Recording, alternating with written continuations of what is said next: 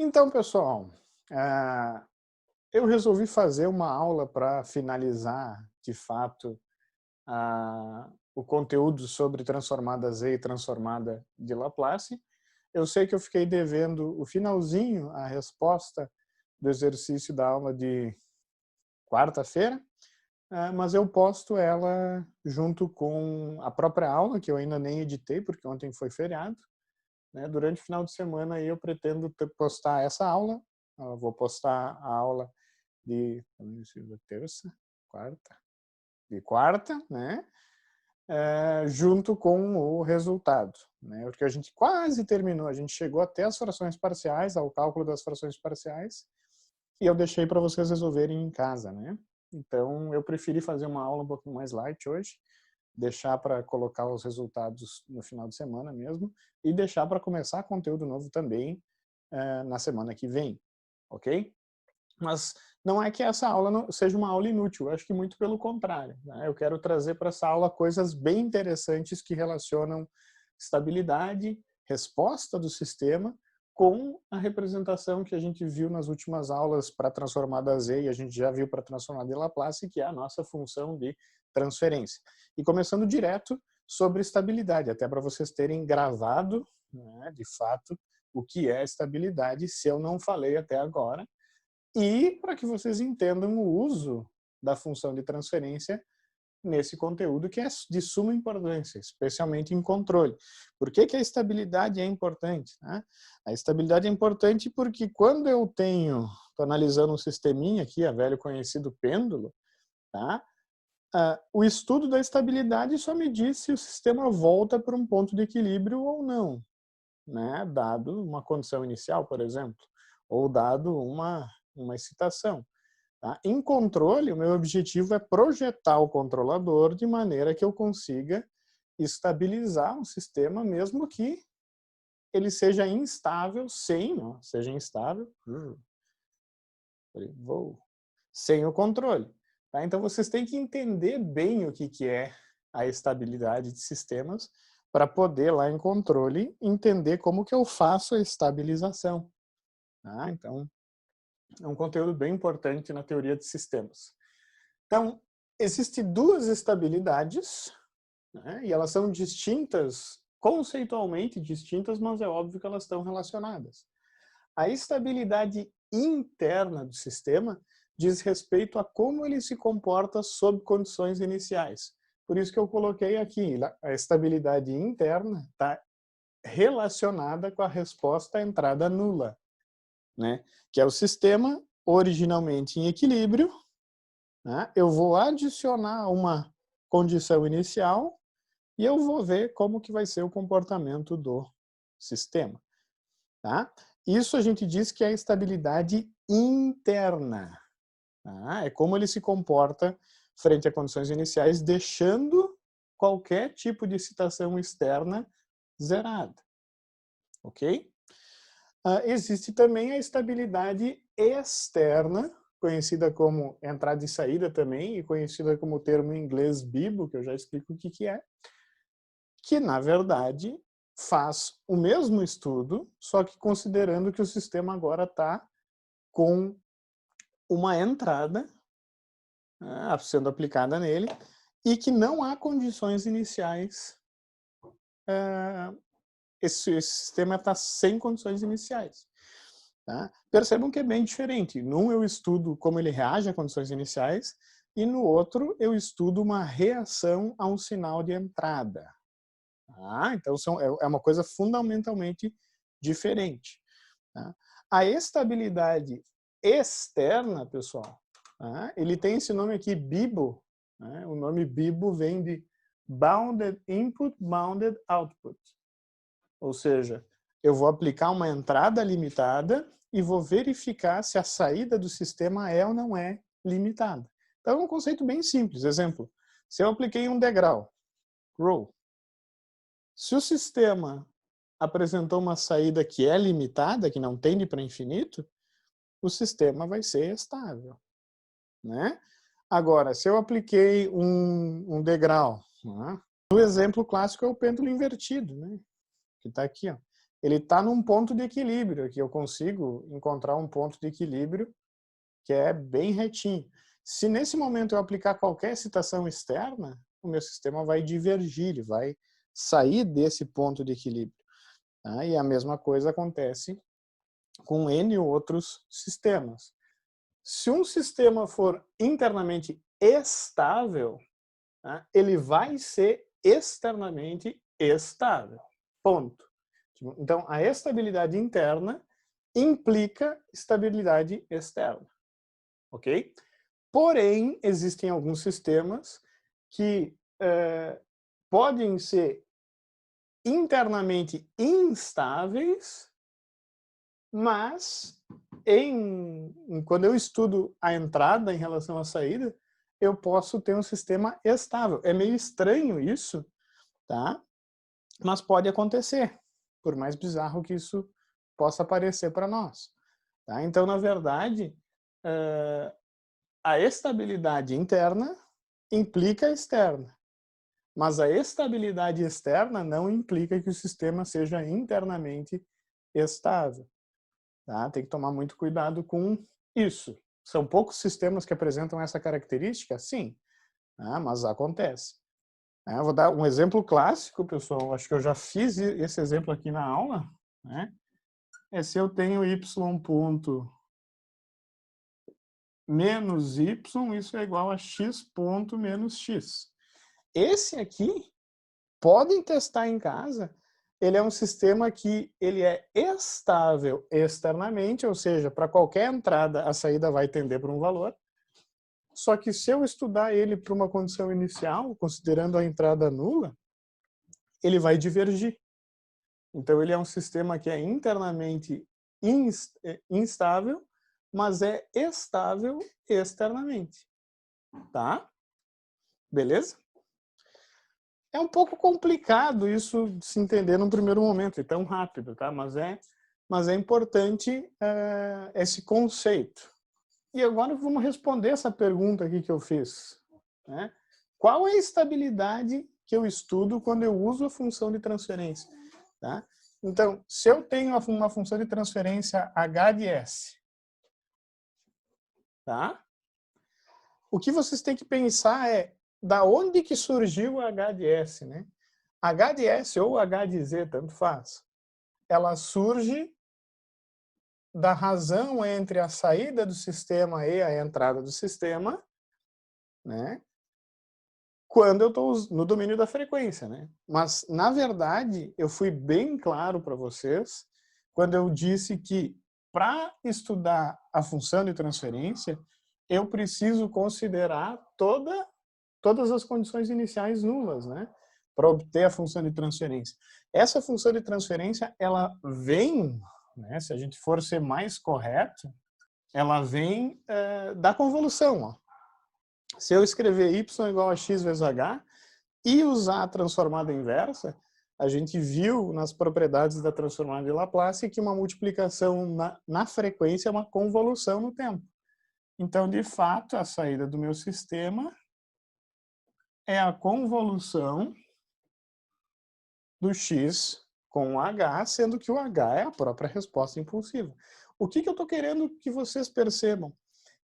Eu quero que vocês entendam que se eu der a função de transferência para vocês, a função de transferência é uma descrição externa. Ela é uma razão saída sobre entrada. Não tem nada a ver com condições iniciais. Tá? Então, na verdade, pessoal, uma coisa que vocês têm que ter clara. A função de transferência, quando eu uso ela para estudar a estabilidade de qualquer sistema, eu tenho essa limitação. Eu só posso estudar a estabilidade externa pela própria definição da função de transferência. Muito, muito importante ter isso bem claro para controle. Tá? Então, sempre que eu usar funções de transferência, eu tenho, primeiro, um retrato da resposta do sistema a uma excitação. Tá? E é, por si só, uma descrição externa.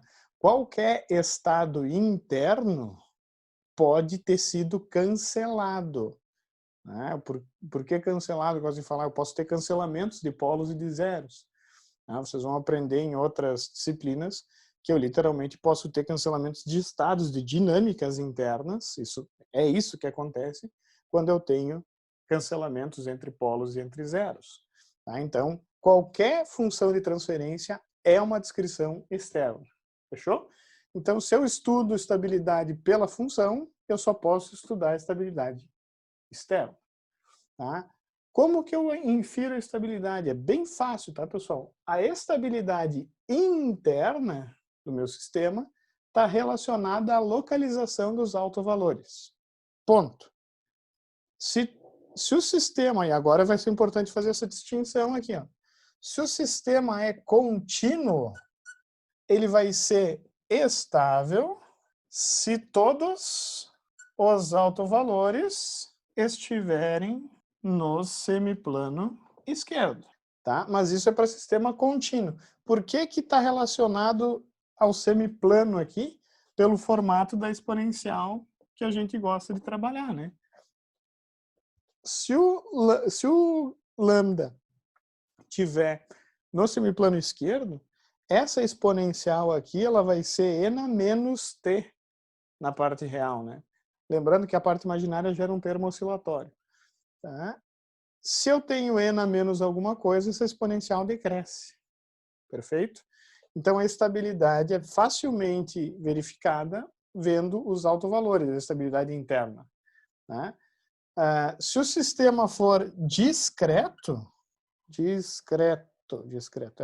muda um pouquinho, né? Óbvio, isso, vocês sabem por quê, né? Ele vai ser estável se todos os autovalores estiverem aonde? No interior do círculo unitário.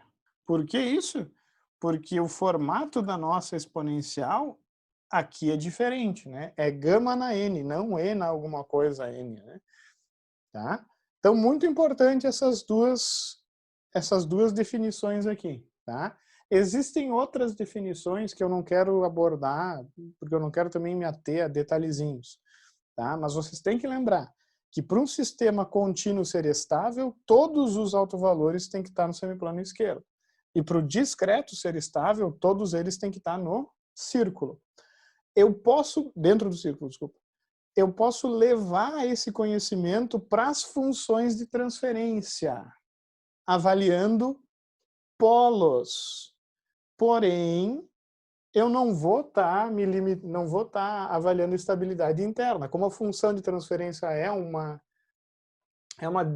descrição externa do meu sistema, sempre que eu estudar, né, localização de polos, né, eu estou inferindo estabilidade externa. Mas eu posso fazer o mesmo estudo aqui. Vou falar, ó. O sistema contínuo ele vai ser estável se todos os polos estiverem no semiplano esquerdo. Por que isso? Porque daí todos os modos gerados desse sistema, desses polos, eles vão decrescer. Consequentemente, a resposta não vai tender para infinito. Para o sistema discreto, todos os polos têm que estar no interior do círculo.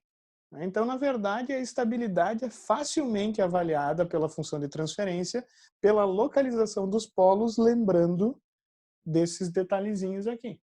Tá? Ô professor, mas e se não tiver no interior do círculo unitário? Se ele estiver sobre o círculo? Se eu estiver sobre o círculo unitário, eu tenho modos que eles não crescem e nem decrescem, é só lembrar da exponencial.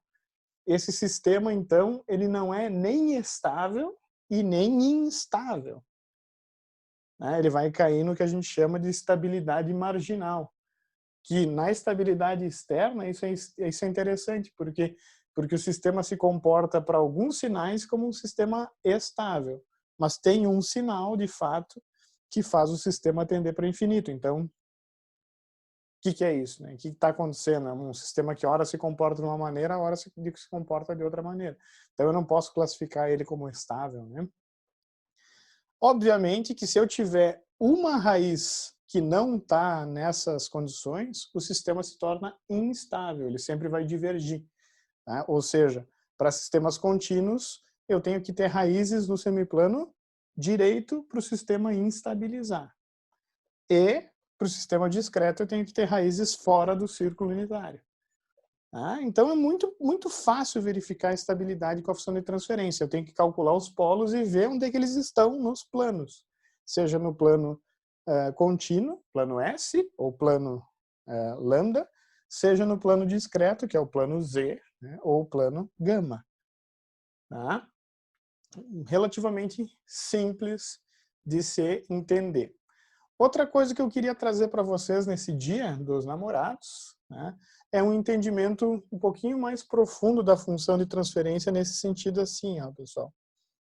Se eu tenho H de S ou, né, H de Z, lembrem-se que H de S e H de Z, elas trazem consigo como que o sistema responde a certa componente de frequência. Tá? Por exemplo, né, isso é bem importante vocês terem essa consciência agora. Né? Se o sistema for 1 sobre S mais 1, um sistema contínuo, e eu quero saber como o sistema contínuo, como esse sistema contínuo, responde a essa exponencial. E olha só que interessante que é essa exponencial.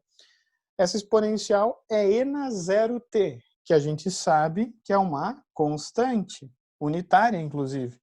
Mas eu posso colocar um k aqui, se eu quiser. K e na 0t, e ficar com uma constante com amplitude k.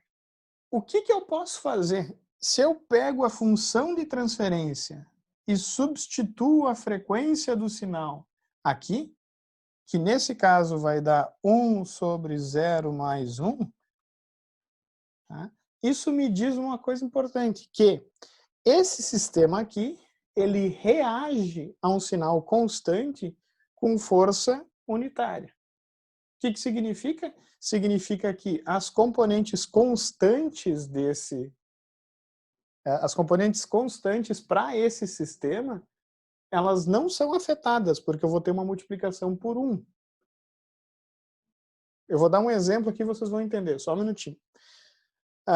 Se eu quero fazer a mesma coisa para um sistema discreto, vamos imaginar que eu tenha H de Z igual a Z sobre Z menos 3. Tá? E eu quero descobrir como é que é a reação desse sistema a uma exponencial também, pode ser constante, 1 na N. Basta que eu substitua a frequência complexa, lembrando que isso aqui é Z na N, né? Basta que eu substitua o valor de Z que eu quero estudar aqui. E isso vai me dizer qual que é o peso daquela componente. Para que isso é importante? Tá? O que a gente está fazendo aqui, literalmente, é conhecido como resposta em frequência. Mas a gente está fazendo para uma frequência só. Em outras disciplinas, vocês vão fazer esse estudo para todas as frequências. Tá? E daí vocês vão ter a resposta desse sistema, ou desse sistema discreto, para todas as componentes de frequência do meu sinal. Tá? Isso, para estudar filtros, é muito importante. Porque se eu estou trabalhando com um filtro de fato, passa baixa ou passa alta, eu só vou entender se ele é um passa alta ou um passa baixa se eu fizer esse estudo no domínio da frequência. E é isso que eu vou fazer no último quadro para vocês verem a importância, né, ou pelo menos uma das grandes importâncias da função de transferência no estudo de sistemas. Eu só vou pegar meu celular para tirar fotinho. Eu vou colocar aqui para vocês o primeiro filtro que eu estudo com o pessoal de circuitos. Né? E deve ser um dos primeiros circuitos que vocês estudam transitório em análise 1. Né? Eu tenho aqui o C. Eu acho que eu já falei sobre esse carinha aqui, né? Com vocês, já deve ter falado. VI, e aqui eu tenho VO. Se eu já falei, eu peço desculpas. Né? Mas eu vou rapidamente aqui equacionar ele no domínio do tempo. Tá? O que acontece? Eu posso dizer que a corrente no meu circuito I é VI menos VO dividido por R, que é essa diferença aqui. Faz umas 3 aulas, eu acho, que eu falei sobre isso. Não tenho certeza, mas enfim. Essa é a corrente do meu circuito. Se eu colocar R vezes I, que é a tensão no resistor, tem que ser igual a VI menos VO. E VO, que é a tensão no capacitor, eu posso expressar ela, né? Ou essa mesma corrente, eu posso expressar ela em função da corrente no capacitor. Ou eu posso expressar a corrente em função da tensão. Porque no capacitor, vocês sabem que a tensão é 1 sobre C integral da corrente, ou a corrente é C derivada da tensão. Essa é uma equação do capacitor, que surge do estudo do capacitor. Então, na verdade, eu posso escrever esse carinha aqui, essa corrente, como R vezes C vezes a tensão no capacitor, porque essa corrente está nele, né? dVO dt, isso é igual a VI dt menos VO dt. Vocês já vão entender onde é que eu estou chegando, tá, pessoal? Eu vou escrever isso em função dos pontos e trazer isso aqui para cá. Vai ficar, ó, RCVO ponto mais VO, isso é igual a VI. Se eu aplicar Laplace, aplicando a transformada de Laplace nessa equação para condições iniciais nulas, ou significa o quê? Que VO de zero é zero, ou seja, a tensão no capacitor dá zerada. Tá? Eu vou ter RC vezes S vezes VO de S, mais VO de S, isso é igual a VI de S. Simplesmente meti Laplace aqui, ó. Derivada, produto por S. E vou isolar VI e VO. Ó. VI, isso é igual a VO, RC vezes S mais 1. A função de transferência VO sobre VI, se eu olhar isso aqui com calma, eu vou verificar que é 1 sobre SRC mais 1. Por que eu estou falando isso? Né? Primeiro, eu posso encontrar para um sisteminha discreto e encontrar a função de transferência. Da mesma maneira, o procedimento é idêntico, vocês já sabem. Só que aí que tá. Olhando esse carinha, eu posso inferir a estabilidade dele, externa, calculando a localização do polo. Por exemplo, o polo desse carinha está em menos 1 sobre RC. Tá? O que é o polo? O valor de S, no caso, ou o valor de Z, que faz a função tender para infinito, que é a raiz do denominador, nesse caso. Tá? Então, esse carinha tem um polo em menos 1 sobre RC. Se o R for positivo e o C for positivo, e vocês nunca viram, embora, né, não digo que não existe, mas o capacitor é sempre positivo. Tu não tem aqui menos 300 microfaraday. Não. O resistor também é uma grandeza sempre positiva, pelo menos para nós aqui. Né? Existem situações matematicamente mais capciosas, tá, pessoal? Mas se eu estou trabalhando com capacitor e resistor prático, eles vão sempre ser positivos. Então, o polo sempre vai ser negativo. Esse é um sistema que o polo sempre vai estar no semiplano esquerdo. Tá? Ou seja, ele sempre vai estabilizar esse carinha. Né? Não vai ter nenhum momento em que eu vou tender para infinito aqui. O que eu quero mostrar para vocês que é super interessante? Eu tenho a função de transferência. Então, eu tenho como o sistema, esse sistema, ele responde para um sinal de entrada. Tá? Só que essa função aqui, ela está no domínio da frequência, não esqueçam. E olha só, se eu quero saber como o sistema responde para a exponencial e na 0t, que é 1, estão entendendo esse raciocínio? O que significa e na 0t ser 1? Significa que a tensão de entrada VI é uma constante. Essa fonte aqui é uma fonte CC.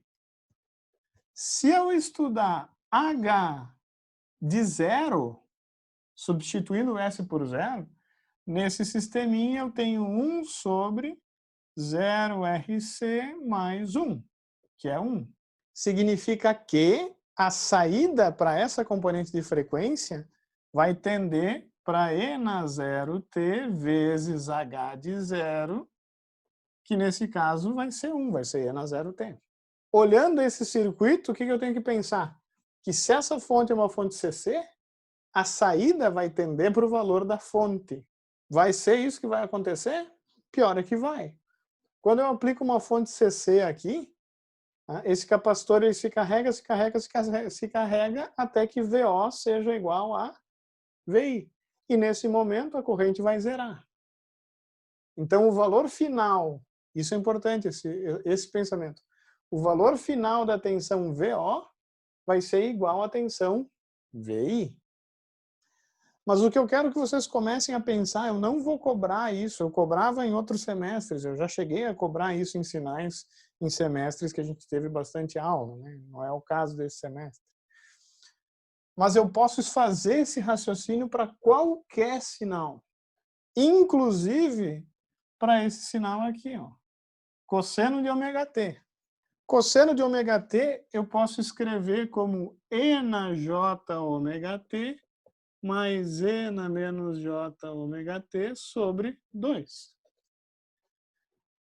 O que eu quero explicar para vocês? Que para estudar o cosseno, eu tenho que estudar uma exponencial que tem essa cara. Qual que é o valor de S nessa exponencial? J ômega. Ora, pois, se eu quero estudar E na J ômega-t, como que esse sistema responde a essa exponencial, que é parte de uma senoide, eu tenho que calcular H de J ômega. Pela própria definição da função de transferência, isso faz sentido, porque é como ela responde a cada componente de frequência do sinal de entrada. Nesse exemplo, eu vou ficar com isso aqui, ó. 1 sobre J ômega RC mais 1. E muito embora pareça estranho e difícil isso, né?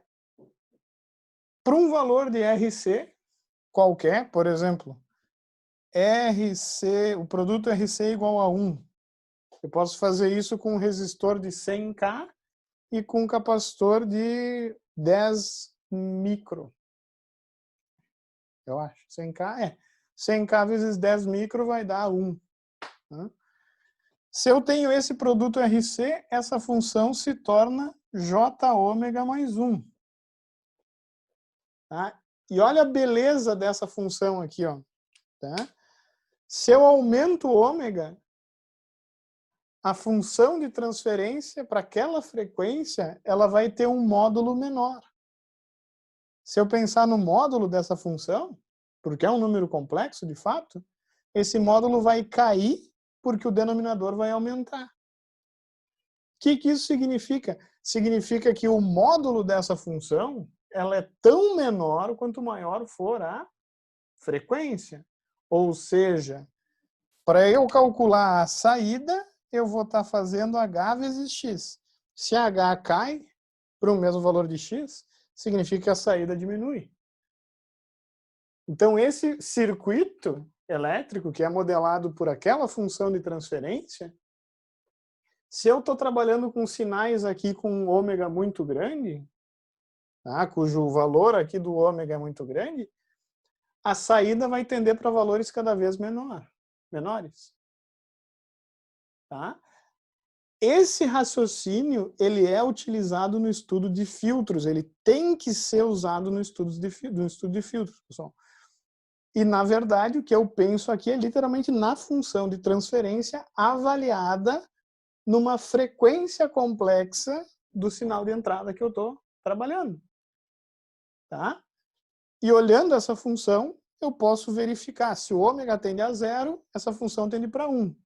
Se o ômega tende para infinito, essa função tende para 0. Porra, então esse carinha, ele deixa passar as componentes baixas e filtra as componentes elevadas. Então, ele é um filtro passa baixa. Tá? Só que esse raciocínio só é possível se eu entendo a função de transferência, se eu entendo o que é o S, que é a frequência complexa, né?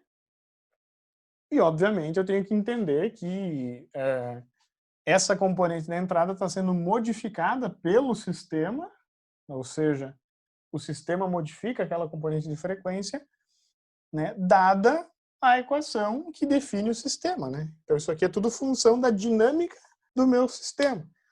Só um minuto. Perdão. Coronavirus! Tá? Saúde, professor. Valeu! Então, mesmo que essa aula seja um fechamento, tá? Ela é uma aula importante para mostrar para vocês como vocês vão usar bastante as funções de transferência daqui por diante.